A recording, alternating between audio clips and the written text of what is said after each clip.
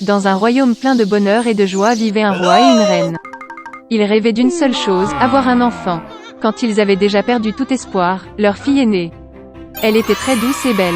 À cette occasion, une grande fête a été organisée, et de nombreux invités ont été invités au palais, parmi lesquels de bonnes sorcières.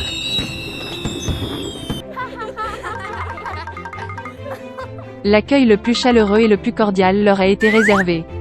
Mais le roi et la reine ont commis une grave erreur, ils ont oublié d'inviter une autre sorcière. Elle n'avait pas quitté sa tour depuis de nombreuses années et tout le monde pensait qu'elle était morte depuis longtemps. Lorsque le moment est venu de faire des cadeaux à la princesse, les fées l'ont généreusement récompensée par sa beauté, son bon cœur, son intelligence, une belle voix, la capacité de danser et de jouer de divers instruments de musique. Quand le tour est venu à la dernière sorcière, une fée maléfique est soudainement entrée dans la salle, qu'ils ont oublié d'inviter à la fête. Des couverts lui ont été immédiatement apportés, mais elle a estimé qu'elle n'était pas reçue aussi respectueusement qu'elle le devrait. Tirant le gobelet et l'assiette loin d'elle, elle murmura un sort. La sorcière souhaitait que le jour de son 16e anniversaire, la princesse se pique la main avec un fuseau, et de cela elle mourut. La reine pleura amèrement à la volonté de la méchante sorcière, et le roi ordonna de saisir la sorcière. Mais elle avait déjà disparu avec un rire inquiétant. Heureusement, la dernière des fées n'a pas encore eu le temps de dire son souhait à la princesse. Elle ne pouvait pas annuler le sort, mais a promis que la fille ne mourrait pas, mais ne s'endormirait profondément que jusqu'à ce qu'elle soit réveillée par le baiser d'amour. Le roi a immédiatement ordonné la destruction de tous les fuseaux du royaume. Et puis vint le jour du 16e anniversaire de la princesse, le jour dont la fée maléfique a parlé. La princesse a grandi pour être une fille belle et gentille. Le roi a ordonné à 3 sorcières de veiller sur elle. Les fées la gardaient comme la prunelle de leurs yeux. Ce jour-là, le roi et la reine ont enfermé la jeune fille dans une pièce pour éviter un événement terrible. Mais la princesse ne voulait pas être enfermée. Soudain, une porte apparut dans le mur de sa chambre, que la jeune fille n'avait jamais vue. Elle a entendu des sons étranges à l'extérieur de la porte. Brûlant de curiosité et ne sachant pas ce qui l'attendait, la fille entra en elle. La porte menait à une pièce sombre dans laquelle une femme était assise dos à la princesse. Elle tournait. La fille n'avait jamais vu un fuseau de sa vie. Elle est devenue curieuse. La princesse est allée au fuseau, l'a touché, a piqué son doigt et est tombée dans un sommeil profond.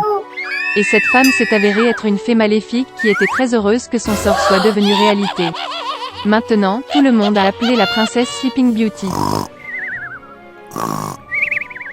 En apprenant le malheur, la gentille sorcière a décidé de plonger le roi et la reine et tout le royaume dans le sommeil jusqu'à ce que la fille se réveille.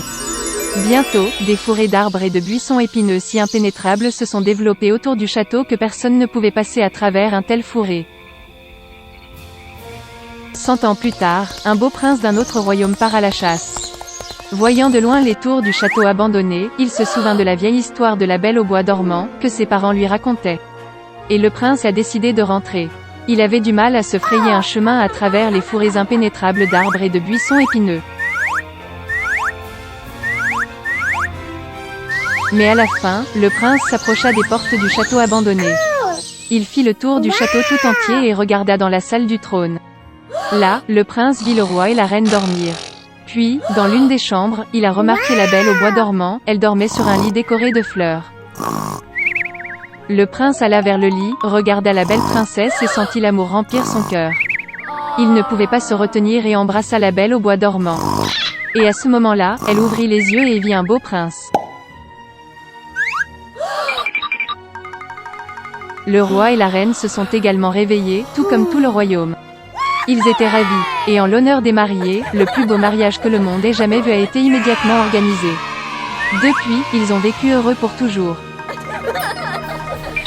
La veille de Noël, Fritz et Marie avaient hâte de déballer leurs cadeaux. Soudain, on frappa à la porte. C'était leur oncle avec un tas de cadeaux dans ses mains. Les enfants étaient très heureux de le voir.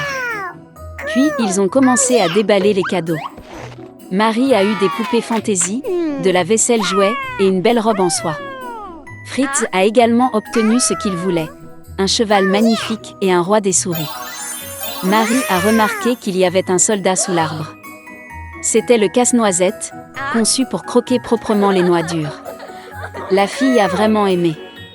Mais Fritz a dit que c'était son cadeau et a essayé de le prendre à sa sœur.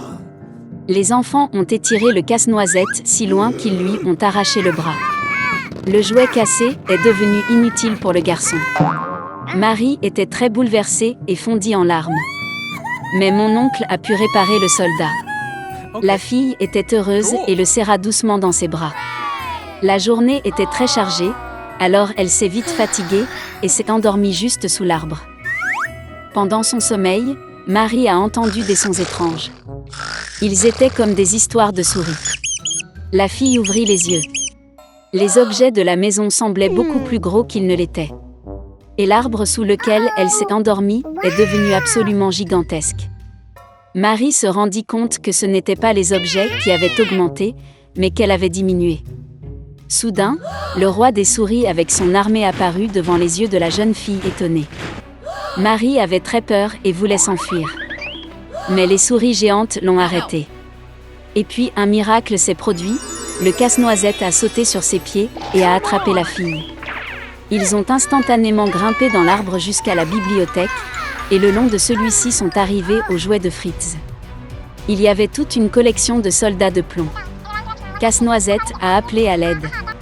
Les soldats ont immédiatement sauté sur leurs pieds et ont couru après lui. Casse-noisette a pris le commandement de l'armée, et les soldats ont commencé à combattre l'armée du roi des souris. La bataille entre jouets et souris était féroce. Mais, malheureusement, il y avait trop de souris, et l'armée de Casse-noisette a commencé à subir la défaite. Marie a vu cela et a couru hors de sa cachette. Elle a jeté sa chaussure sur le roi des souris et l'a frappé à la tête, et il est tombé au sol inconscient. Le reste des souris a réalisé que la bataille était perdue et s'est enfui dans toutes les directions. Marie a couru vers le casse-noisette, mais il était inconscient, car il avait été grièvement blessé par le roi des souris. La fille pensa qu'il était mort et se mit à pleurer amèrement. Et soudain, une belle fée est apparue derrière Marie. Elle a décidé d'aider la fille. D'un geste de sa baguette, elle relança Casse-noisette. Avec un deuxième mouvement de sa baguette, la fée transforma le soldat en un beau prince. Marie et Casse-noisette se regardaient avec des yeux aimants et ne pouvaient pas quitter les yeux. D'un geste de sa baguette pour la troisième fois, la fée a emmené le couple amoureux au royaume des bonbons. Les arbres étaient faits de bonbons et les fleurs de marmelade. C'était un endroit merveilleux. Marie ferma les yeux une seconde de plaisir. Et soudain, elle a entendu la voix de sa mère, qui l'appelait par son nom. Ouvrant les yeux, la fille vit sa mère, qui la regarda avec confusion. Marie ne pouvait pas non plus comprendre ce qui se passait. La fille a raconté son merveilleux voyage, mais sa mère ne lui a souri que gentiment. Puis Marie a vu le casse-noisette en éteint dans ses bras. Et puis elle s'est rendue compte qu'elle avait dormi sous l'arbre toute la nuit, et que tout ce qui lui était arrivé n'était qu'un rêve vivant. Quelques années plus tard, le neveu de leur parrain est venu rendre visite à Marie et Fritz. Dès qu'il est entré dans la maison, la fille est presque tombée au sol de surprise. Le garçon ressemblait à Casse-noisette comme 2 gouttes d'eau. Il aimait aussi Marie à première vue.